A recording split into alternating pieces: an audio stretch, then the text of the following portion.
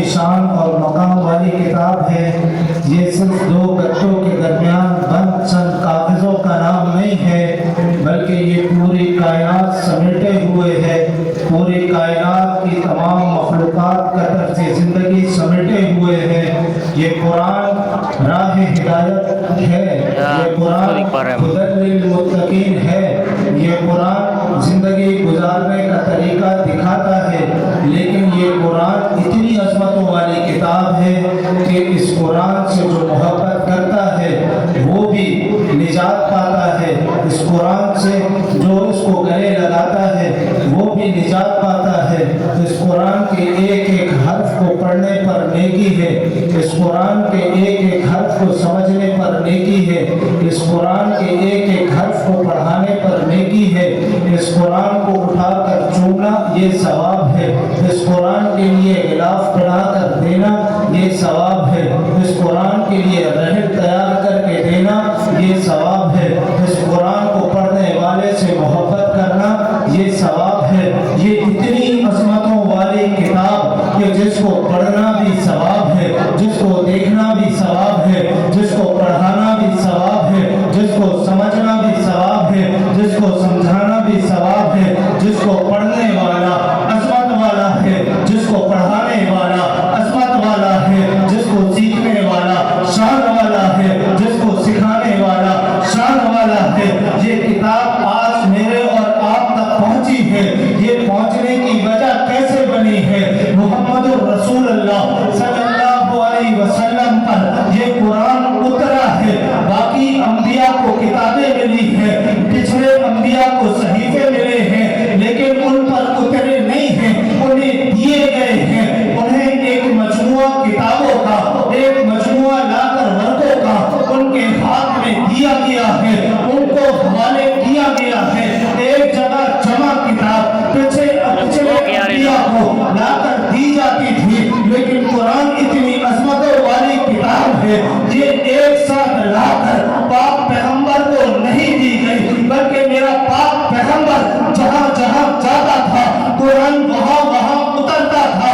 میرا پاک پیغمبر اگر مدینے میں تھا قرآن مدینے میں تھا، میرا پاک پیغمبر اگر مکہ میں تھا قرآن مکہ میں تھا، میرا پاک پیغمبر اگر احد میں ہے قرآن احد میں ہے، میرا پاک پیغمبر اگر خندق میں ہے قرآن خندق میں ہے، میرا پاک پیغمبر اگر پہاڑوں پہ ہے قرآن پہاڑوں پہ ہے، میرا پاک پیغمبر اگر میدانوں میں ہے قرآن میدانوں میں ہے، میرا پاک پیغمبر گھر میں ہے قرآن گھر میں ہے، میرا پاک پیغمبر مسجد میں ہے قرآن مسجد میں ہے، میرا پاک پیغمبر عائشہ کے بستر پہ ہے قرآن عائشہ کے بستر پہ ہے۔ تمام انبیاء کو صحیفے اور کتابیں جمع کر کر لا کر دی گئی تھی، لیکن انبیاء کے بعد وہ کتابیں اور صحیفے سارے بٹ گئے تھے، سارے ٹوٹ گئے تھے، سارے ختم ہو گئے تھے، سب تبدیل ہو گئے تھے۔ لیکن میرے پاک پیغمبر پر جب قرآن اترا، تھوڑا تھوڑا کر کے اترا، جگہ جگہ پر اترا، لیکن جب سارے کا سارا اترا اور جمع ہوا، وہ ایسا جمع ہوا کہ اللہ کے پیغمبر نے وہ قرآن جن کے حوالے کیا، وہ قرآن کے محافظ تھے۔ میرے پاک پیغمبر نے قرآن جن کو پڑھایا وہ قرآن کے قاری تھے، میرے پاک پیغمبر نے قرآن جن کو سکھایا وہ قرآن کے عالم تھے، وہ قرآن کے مفسر تھے۔ میرے پاک پیغمبر سے قرآن لے کر سننے والے کون تھے؟ صحابہ تھے۔ میرے پاک پیغمبر سے قرآن لے کر پڑھنے والے کون تھے؟ صحابہ تھے۔ میرے پاک پیغمبر سے قرآن کو سیکھنے والے کون تھے؟ صحابہ تھے۔ میرے پاک پیغمبر پر ٹکڑوں میں قرآن اترا، جمع کرنے والے صحابہ تھے، سمیٹنے والے صحابہ تھے، محفوظ کرنے والے صحابہ تھے۔ میرے مغنہ میں 70 صحابہ کٹ گئے، لیکن قرآن محفوظ رکھا۔ صحابہ تپے انگاروں پر لیٹ گئے، لیکن قرآن محفوظ رکھا۔ صحابہ نے بچے قربان کیے، قرآن محفوظ رکھا۔ صحابہ نے ماں باپ قربان کیے، قرآن محفوظ رکھا۔ صحابہ نے کاروبار قربان کیے، قرآن محفوظ رکھا۔ ان صحابہ نے سب کچھ لٹوا دیا، قرآن محفوظ رکھا۔ سب کچھ قربان کیا، قرآن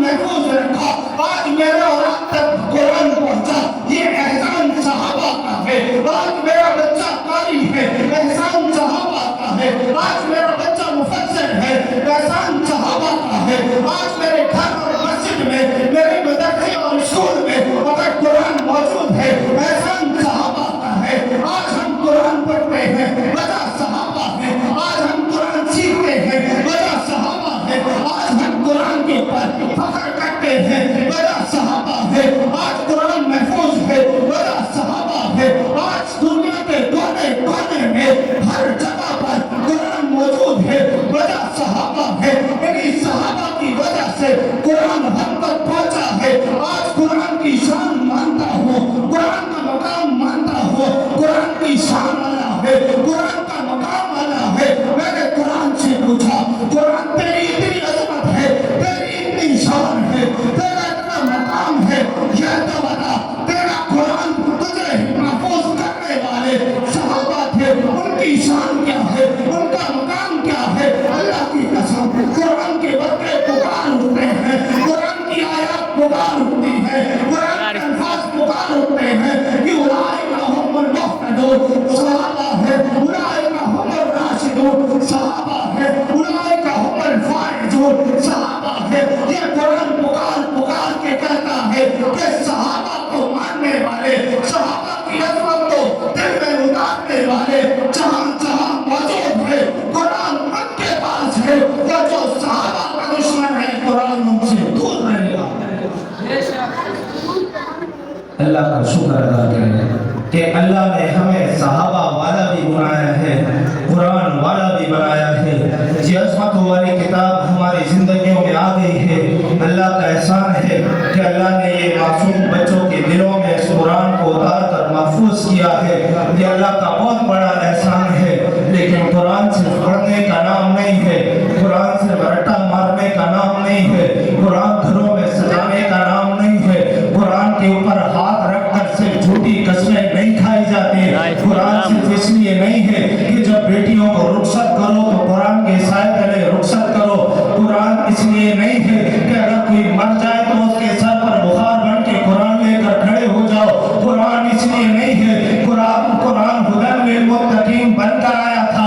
आज की इस महफिल में हमने ये अहद करना है, इन उलमा के सामने हमने ये अहद लेकर उठना है कि इस कुरान को हमने अपनी जिंदगियों में बचाना है, इस कुरान को हमने अपनी जिंदगियों के अंदर लेकर आना है। कुरान हुदन लिलमुत्तकीन बनकर आया था, हमने मुत्तकी बनना है, हमने हिदायत वाले बनना है। इस कुरान को पढ़ना भी है, इस कुरान को समझना भी है, इस कुरान को सीखना भी है। इस कुरान का इल्म लेकर, इस कुरान की दावत लेकर